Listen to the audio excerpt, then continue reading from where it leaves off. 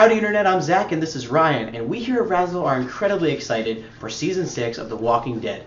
Season 6 of The Walking Dead premieres October 11th on AMC, so we thought, hey, it'd be kind of fun if we ranked all of the Walking Dead seasons up until this point.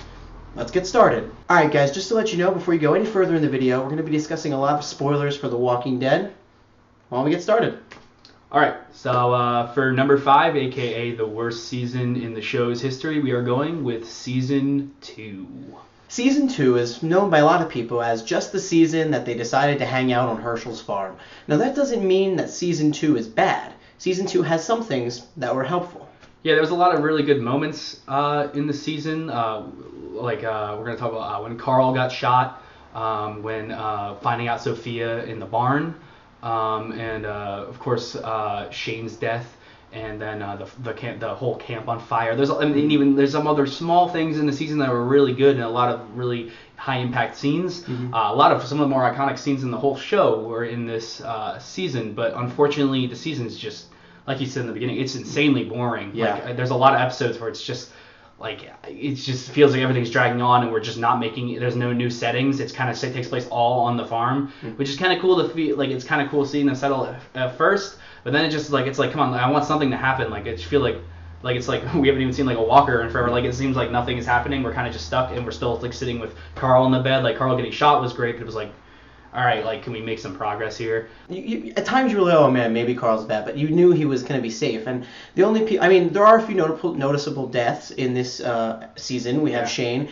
Dale also dies in this season, which was really impactful. Dale's a character. He was a great character. Dale was a great character, the characters, which was great. So yeah, that's why Season 2 ranks so low. It seems really bogged down, and it's unfortunate because there's a lot of great scenes, and like, I think Shane was a really great character from the beginning of the show because he created a lot of conflict. You know, he was a total foil of Rick, and they were friends at first, and like that creates some really cool, interesting conflict. But unfortunately, it's just like, you know, the rest of the season was just really bad, and it sucks too because there's a lot of characters that were really well introduced. I wouldn't say it's like bad television, but I would just say like it was rough, especially considering how good season 1 was. Mm-hmm. The next season on our list that comes in at number 4 is the season of Sad Rick, Season 3. Yeah, Season 3, like you said, Sad Rick. After, of course, the death of Lori, Rick kind of goes into this weird, I'd say uncharacteristic change where he basically just kind of mopes around the whole time, basically eliminating his character from majority of the season because he doesn't contribute anything to the narrative. So he's basically just the main character of the whole show, the character we've been following and connecting with most, just disappears. So that's very frustrating. It takes him completely almost out of the season. That was like the biggest negative of the whole season. Yeah. There's also a lot of other things. It kind of uncharacterizes a lot of different characters in a lot of ways and for a lot of different small things. It gets too comfortable with itself, and it doesn't doesn't happen again. Not as bad as season 2 where it kind of feels like nothing's happening. This one, but still there's a lot of just kind of moping around, a lot of not too small things, so it creates like an uncomfortable pacing throughout the whole show because there's a lot of great things that happen. Yeah, some of the great things that happen. Lori's death is a really great part of the show, really impactful, and something I actually really liked. I was getting sick of Lori anyway. But some other things that really happened is the introduction of Michonne into the show, and Michonne is one of the most iconic characters of the show, and she's a fantastic character, someone that gets really delved into later seasons. You get to see Herschel really starting to take form in the group. You get to see the introduction of the governor and Woodbury and that whole storyline as well. So yeah, season 3 does some nice setup work, but it's really fleshed out in season 4. Yes, as it goes forward, a lot of things flesh out better, and it kind of executes things better as it goes along. So number 4 for us is going to be season 3. For number 3 on our list is like the middle, some good, some bad. And I think that's kind of interesting because the show gets off to a bad start, and this season gets off to a bad start and then picks up towards the end. And that season is season 4. So, Zach? Season 4 starts off in a very season 2 aspect by doing absolutely nothing. Season 4 is the introduction and also the conclusion of the prison plague storyline. It is incredibly boring. I understand what they're trying to do. it just didn't work because nothing happened. It was just a culmination of them being in the prison and feeling comfortable there. We get to see Farmer Rick, but then it kind of takes a twist and people are getting sick, but that's just about it. People are getting sick and that's it. And people are dying, but like not dying in a fun horror way like the show is used to. It's just people dying in a sick way and it's boring. But that doesn't mean that season 4 didn't pick up. Season 4 picked up towards the last half of season 4, and some of the best episodes in the show even happened then. Yeah, I would say it picked up probably around the last couple episodes of season 4. I know that they kind of had a cool governor kind of story, kind of seeing him on the other side, seeing him rise to power, which is kind of cool. That probably should have just been one episode. I think they stretched it into 2 or 3 episodes. Yeah, governor is Brian. Yeah, that was cool. We had a lot of fun with that. It was kind of interesting seeing his side, so it made it less black and white and more gray. But then they kind of make it just so he kind of turns out to be evil anyway, which was kind of disappointing, but still cool nonetheless. And then we get to the second half of season 4, which was just way faster, way more fun. We got one thing I really enjoyed was it paired different characters together that you wouldn't normally pair together to build cool different relationships. And it creates the most notable I think for me was Carol and Tyrese getting them together. I think seeing Beth and Daryl together again, that was another really cool relationship that builds and obviously leads to season 5. Was really cool, but that episode. That was one of the worst episodes. Like the one where I remember exactly what number Beth's it is. Trying to get a drink. When Beth's trying to get a drink, that was one of the worst episodes in the show's history, in my opinion. But I think directly after that, or 1 or 2 episodes after that, we get one of the best episodes, The Grove, which was with Tyrese and Carol, and that was with the kids. That was kind of almost like a one-off episode where it was just kind of its own singular narrative, almost like we were watching a short film. It was very emotional, and there was a couple episodes like that in this season that I think really worked. And then there was a lot of big episodes too. A lot of big things happen. By the end of season 4, we start the prison blows up. Yeah. We start hearing about Terminus. Stuff like that. The prison blows up in the mid-season finale, and then after that, it's them trying to find their way to Terminus, and then it's kind of a lot of. I mean, the last half is really good, but at the same time, it's kind of just building up to season 5. But that actually, I think, services season 5 and makes it so much better. So season 4, number 3 on our list. All right, and next on our list, coming in at number 2 as the second best season, was the last season, season 5. Honestly, this is the biggest contrasting season of any season of the show. It takes a much faster pace, which I think services the show best. I think that it makes it. I think it makes the show a little more enjoyable to watch, a little less dragging. Yeah, and I think so that's something I think right in the get-go of the season, I had a bad feeling. I was like, all right, they got the Terminus. There was a lot of build-up for that, so this whole season's going to be that. This is what the whole season's going to be, which I didn't think was necessarily could be a terrible thing. But I because I've kind of grew to get used to it. But bam, right from the first episode, they take care of it really quick, and that was a total shocker, like just complete surprise.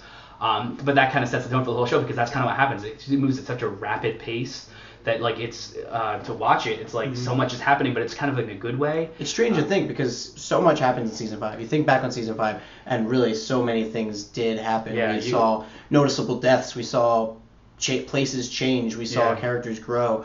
It really did introduce a lot of one of my favorite introductions of a lot of these characters. I think like Noah I thought he was an amazing character. Fantastic. And of course his death was brutal, and I think it was really impactful to where they were going with Alexandria.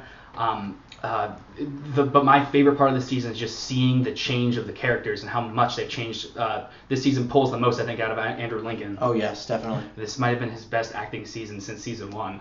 Where Andrew Lincoln, he just really digs deep in the role, and you see how much he's changed. Because, I mean, you even notice, like, there's one subtle scene I remember where they're driving in the car, and I forget who asks Rick, they said, did you ask him the questions to the one guy who was trying to introduce them to Scout. That guy, I can't remember his name right now, the guy who scouted them.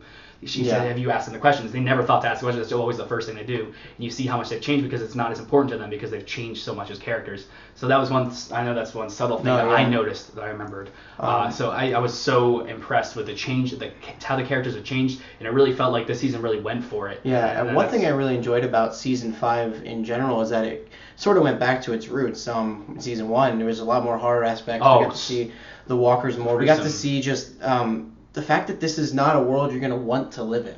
And that it really solidified that. And it really made the characters, it was less black and white. It was Mm-hmm. it was total great, because now you don't know, like, we're rooting for, like, we're rooting for Rick's group and everything, but they're not good people, and that's something they highlight several times. But they, you can't be good to survive, and I think that was they really highlighted that throughout the whole season. That was the big theme of the season, and it really worked. It really worked well. It's really setting up season 6 well. I mean, that's what the show's going to do anyway. But like, I'm just incredibly excited to see where Morgan's character is going to go. I'm incredibly excited for season 6, and I think that's why that's what 5 did really just and super that's well. why season 5 is number 2 on our list. And finally, for number 1 on our list, it is none other than season 1. Now, season 1 is so fantastic, obviously, because it sparked the whole show. Season 1 sets the tone for the entire series, and the best part about season 1 is its horror aspects or its suspense aspects. It really shows you that this world is a terrible place, and it shows you that the walkers are a menacing force, and it's all the tone. It really is. It sets everything up. The first episode, in our opinion, in most people's opinion, is by far the greatest episode in the show's history. It's like watching a short Darabont film, and then it leaves with like an amazing, like, spectacular cliffhanger where you don't know what's going to happen. Like, it keeps you guessing, and not just in this first episode, the whole show. Like, the first season was so amazing because there was such a mystery to it, and we didn't know, and like, just the characters still had a lot of optimism, like trying to escape to the center. The CDC. And they're trying to find answers, and there's a great mystery to that, so it keeps us guessing as viewers. Even though the season is only 6 episodes long, it's the shortest, of course, of the entire series history. It still captures all these emotions so perfectly well, and all these tones and these themes so well, and it keeps a lot of mystery. It has characters at their best with conflicts, and just like it keeps you guessing. That's why season 1, in my opinion, is the best season in the show's history. It really is. It's fantastic, and I mean, it goes without saying this because obviously it sets up the characters, but the interactions and the relationships built in season 1 are just so important, and they're done so incredibly well. I mean, season 1's acted incredibly well, it's written incredibly well. It's just incredible season of television. I was gonna say that too. Like, the writing, this is The Walking Dead. The writing is at its best in season 1. The show, obviously, a lot of people knock on it for its writing, but I think in season 1, it's fair to say it's really. I mean, the show got off to an amazing start. It kind of felt like it was gonna go kind of like Game of Thrones route, where the show starts like it's getting such national acclaim, but then of course the show gets off to a rocky start with 2 and then 3, but I think we're seeing a trend of it coming back up, so I'm hoping, with season 5, of course, being number 2 on our list, I think that was writing at its second best. So I think, hopefully that means a positive trend. The show's going to really kind of find itself again. Hopefully season 6 will be even better. And I mean, that's what you hope out of a show like this. Obviously, we don't hope for it to be bad. We're big fans. Exactly. That's why we're doing this video. But yeah, it's like that's season 1 really, and season 1 is just awesome. Season 5 is excellent. Now, what are we going to expect out of season 6? And that's why we're so excited. Yep. Thanks for watching, and as always, have a nice day.